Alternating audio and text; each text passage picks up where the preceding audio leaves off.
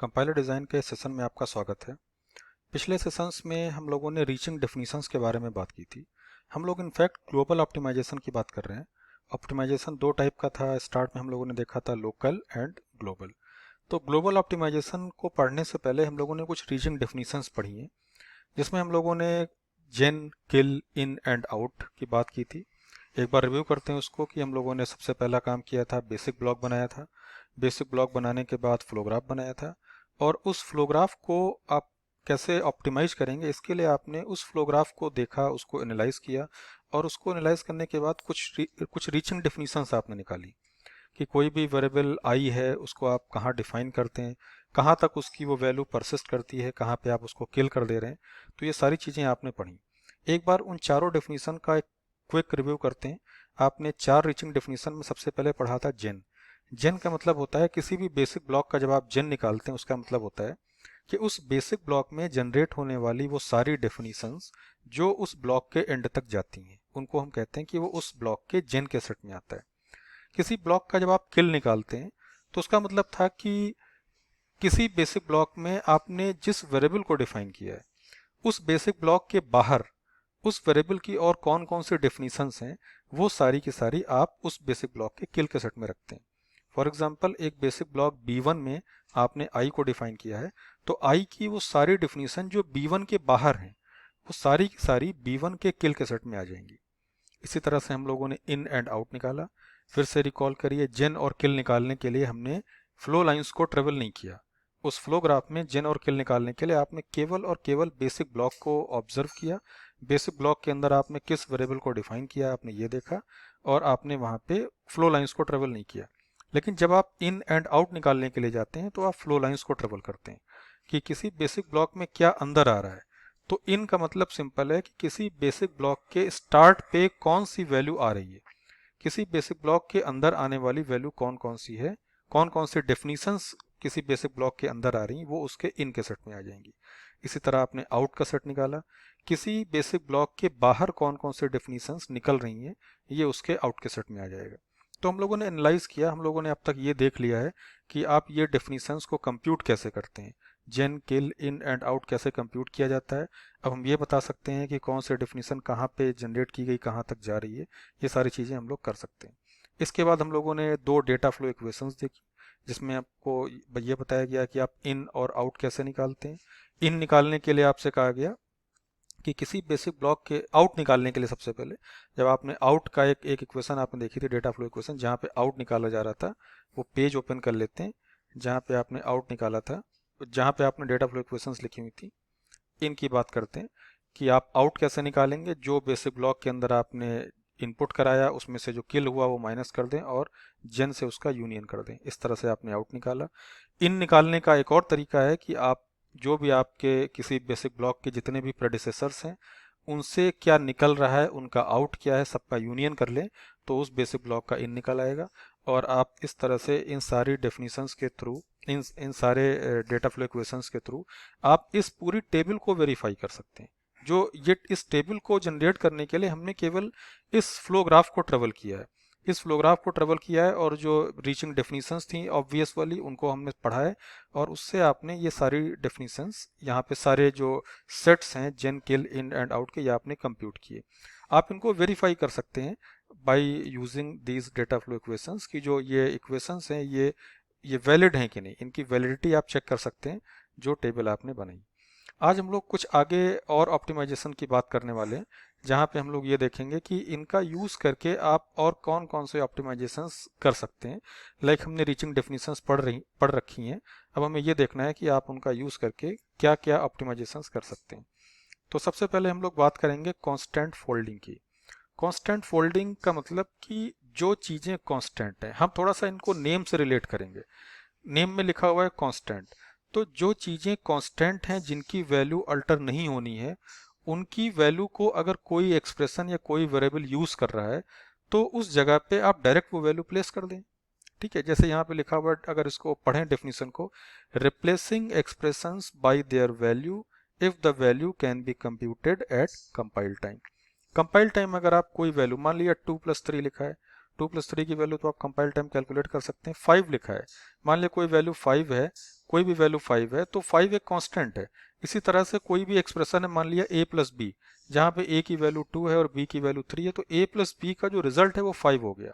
तो अब जहाँ जहाँ a प्लस बी का आप यूज़ कर रहे हैं, मान लिया आगे किसी एक्सप्रेशन में a प्लस बी का कंप्यूटेशन यूज़ किया जा रहा है, तो आप उस कंप्यूटेशन को 5 से रिप्लेस कर सकते हैं, क्योंकि आपको पता है कि a की वैल्यू 2 है, b की वैल्यू 3 है। Compile time if you know the value of a is 2 and value of b is 3, और वो आगे कभी चेंज नहीं होनी। बस हमेशा एक थंब रूल हमेशा याद रखना है कि कभी भी आपके प्रोग्राम का लॉजिक अल्टर नहीं होना चाहिए, प्रोग्राम का मीनिंग चेंज नहीं होना चाहिए। आप इस तरह के रिप्लेसमेंट्स जब भी करने के लिए जाएं तो आपको ये जरूर ध्यान देना है कि उसका मीनिंग चेंज ना हो। तो कांस्टेंट फोल्डिंग सिंपल ये बताता है कि अगर किसी एक्सप्रेशन की वैल्यू कांस्टेंट है, उसको आपको पहले से पता है कि a की वैल्यू क्या है, b की वैल्यू क्या है, और a प्लस बी का कंप्यूटेशन हमेशा 5 रहेगा। जब तक आप उसको यूज़ नहीं करेंगे तब तक उसका मतलब जब जिस पॉइंट पे आप उसको यूज़ करने जा रहे हैं उस पॉइंट तक अगर आपने a और b में कोई असाइनमेंट्स नहीं किए हैं तो उस केस में आप a प्लस बी की वैल्यू को चेंज कर रिप्लेस कर सकते हैं 5 से। ठीक है, मतलब सिंपल सा है कि अगर कोई वैल्यू कंपाइल टाइम नोन है तो a प्लस बी रखने की जरूरत क्या है। आपने किसी एक्सप्रेशन में अगर a प्लस बी लिखा है तो सिस्टम को थोड़ा ज़्यादा काम करना पड़ेगा, वो a और b की वैल्यू उठाएगा उस लोकेशन से, उसको ऐड करेगा, एक्सप्रेशन को वहाँ पे कंप्यूट करेगा, बजाय इसके कि हम उस वहाँ पे डायरेक्ट वैल्यू 5 रख दें। अगर हमें पता है कि a प्लस बी की कांस्टेंट वैल्यू 5 है जो कभी अल्टर नहीं होनी, तो आप वहाँ पे 5 से उसको रिप्लेस कर सकते हैं। तो ये था कांस्टेंट फोल्डिंग। कॉपी प्रोपगेशन भी थोड़ा सा इसी तरह का है, जहाँ पे हम इसी तरह का रिप्लेसमेंट का काम करेंगे, लेकिन कॉपी, यहाँ पे एक वर्ड यूज किया गया कॉपी। तो अगर कहीं आपने a की वैल्यू को या b की वैल्यू की कॉपी a में रखी है, मान लिया कि आपने a में क्या रखा है, जो b और a दोनों कॉपी हैं, b की वैल्यू को आपने a में लिया हुआ है, किसी स्टेटमेंट s में आपने a में b की वैल्यू को असाइन किया है। तो सिंपल सा रूल ये कहा जा रहा है कि जहां जहां a का यूज किया जा रहा है वहां वहां आप b से रिप्लेस कर लें। अगर एक लाइन में इसको समझें, किसी पॉइंट पे आप कोई स्टेटमेंट लिखते हैं जहां पे a वेरिएबल में आपने b की वैल्यू को असाइन किया है, तो आप आगे जहां जहां आप a का यूज करने के लिए जा रहे हैं वहां वहां आप उस a के यूज को b से रिप्लेस कर सकते हैं। इसको पढ़ते हैं एक बार। It is possible to eliminate statement s where value of b is assigned into a if we determine all places where this definition of a is used. We may then substitute b for a in all these places provided these conditions are met by every such use u of a. अब उन conditions को देखते हैं। ये condition वही बता रही है कि लॉजिक अल्टर, ये कंडीशन इंश्योर करेंगे कि आपके प्रोग्राम का मीनिंग अल्टर ना हो, उसका लॉजिक अल्टर नहीं होना चाहिए। तो कंडीशंस क्या है? Statement s must be the only definition of a reaching u। ये एक केवल एक डेफिनेशन a की यही होनी चाहिए जो u तक पहुंच रही है। अगर एक से ज़्यादा डेफिनेशन होंगी तो वहाँ पे आप ये काम नहीं कर पाएंगे। Statement s must be the only definition of a reaching u। And second point, on every path from s to u including paths that go through u several times. कोई भी पाथ जो s से चला है वो s पे दोबारा नहीं आए, लेकिन u के पास वो एक से ज़्यादा बार भी जा सकता है, but do not go through s a second time. Okay, s कोई भी पाथ जो s से ओरिजिनेट हो रहा है वो u तक जा रहा है, वो u को दोबारा 2-3 बार ट्रेवल कर सकता है, लेकिन s को एक ही बार विजिट करेगा। s पे दोबारा लूप नहीं बननी चाहिए। आगे लिखा हुआ है there are no assignments to be. देखिए बिल्कुल ऑब्वियस सी बातें दोनों लिखी हुई हैं। अगर आप b में कुछ असाइन कर देंगे तो फिर आप a की वैल्यू को, फिर आपकी जो b की पुरानी वैल्यू थी, जो भी आपने b की पुरानी वैल्यू थी, उस वैल्यू से आप a को रिप्लेस नहीं कर पाएंगे। उस वैल्यू a की जो ऑकरेंस है उसको आप रिप्लेस नहीं कर पाएंगे। तो एक लाइन में बस आप इसको इन नट शेल आप ऐसे समझ सकते हैं कि जो कॉपी प्रोपोगेशन है ये क्या करता है। मान लिया b की वैल्यू को आपने a में असाइन कर रखा है, तो जहां जहां आपने a का यूज किया है वहां वहां आप उस a के यूज को b से रिप्लेस कर सकते हैं। और ये बस ध्यान देना है आपको कि उस पूरे टाइम में, उस पूरे प्रोसेस में, उस पूरे पाथ में आपने b को रिडिफाइन ना किया हो। ठीक है, एक बार फिर से पढ़ते हैं। It is possible to eliminate statement s a to b, जहाँ पे a में आपने b को असाइन किया, इस स्टेटमेंट को आप एलिमिनेट कर सकते हैं। आप जहां जहां आपने a का यूज किया वहां वहां उसको b से आप रिप्लेस कर दें, तो इस स्टेटमेंट की वैलिडिटी खत्म हो जाती है, इसका कोई सिग्निफिकेंस नहीं, इसका कोई यूज नहीं। तो इस स्टेटमेंट को हटाने से पहले आपको क्या काम करना है, आपको जहां जहां ए लिखा है, आगे के एक्सप्रेशंस में आपने जहां जहां ए लिखा है वहां वहां आप बी लिख सकते हैं। और बस ये जरूर आपको हमेशा फोकस करना है कि बी की वैल्यू को रिडिफाइन ना किया जाए, और ए की ये ओनली डेफिनेशन, ए की केवल यही डेफिनेशन होनी चाहिए। तो इन दोनों लाइंस में जो ये दोनों पॉइंट लिखे हैं, ये ऑब्वियस सी बात बता रहे हैं कि जब भी आप ये काम करें तो आपको कौन कौन सी बातों पे फोकस करना है। आगे चलते हैं, कुछ और ऑप्टिमाइजेशन की बात करेंगे। Live variable. लाइव वेरिएबल क्या होता है, कोई भी वेरिएबल कब लाइव है और वो कब डेड हो जाता है, ऐसा नहीं कोई वेरिएबल हमेशा लाइव रहेगा या हमेशा डेड हो जाएगा। आपको ये देखना है, इसको डिफाइन किया जा रहा है एक पॉइंट के टर्म में, कि किसी पर्टिकुलर पॉइंट पे, मान लिया ये कोई पॉइंट है P, इस पॉइंट पे आपने A की वैल्यू को, A को डिफाइन किया है 5 से। अब आप ये देखें कि A से इस पॉइंट P से आगे जाने वाले किसी भी पाथ में अगर आपने इस वैल्यू को, 5 वैल्यू को यूज किया है, तो उस केस में आप कहते हैं कि ये वाला वेरिएबल A इस पॉइंट P पे लाइव है। अगर आप ऐसा नहीं कर रहे हैं तो फिर फायदा क्या इस वेरिएबल को यहाँ रखने पे। मान लिया आपने अपने प्रोग्राम में i इक्वल टू 5 किया, फिर आप कभी भी आगे i की 5 वैल्यू को यूज ही नहीं कर रहे हैं, तो इसका मतलब कि वो जो वेरिएबल था उस पॉइंट पे वो लाइव नहीं था। इसके डेफिनेशन को पढ़ते हैं।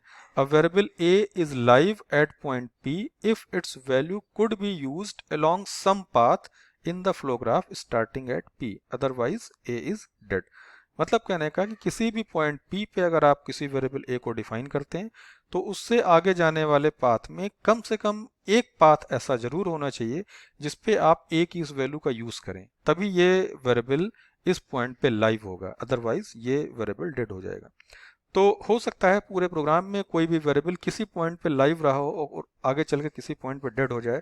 इट मे हैपन कि कोई पॉइंट P है, वहां पे आपने एक वेरिएबल A को डिफाइन किया, हो सकता है कि आगे किसी पाथ में आपने उसको यूज किया है, लेकिन किसी पॉइंट P1 के बाद आप उसको कभी यूज नहीं कर रहे हैं, तो हम कहेंगे कि पॉइंट P पे तो वो वेरिएबल लाइव था, लेकिन आगे पॉइंट P1 पे वो डेड हो जाता है।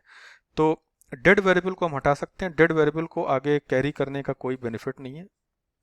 आगे आते हैं, एक और ऑप्टिमाइजेशन छोटा सा, वेरी बिजी एक्सप्रेशन। इसको डिफाइन करते हैं कि ये क्या होता है वेरी बिजी एक्सप्रेशन।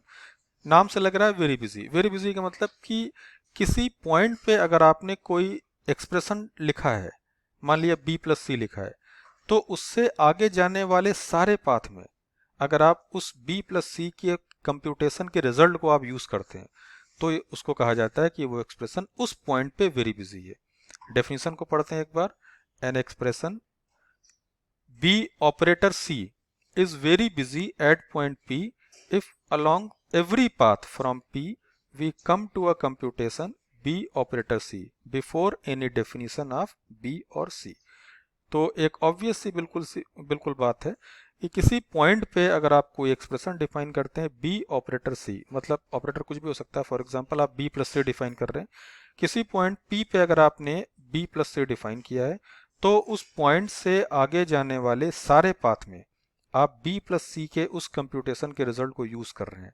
अगर ऐसा है तो उस पॉइंट पे वो एक्सप्रेशन वेरी बिजी कहलाता है।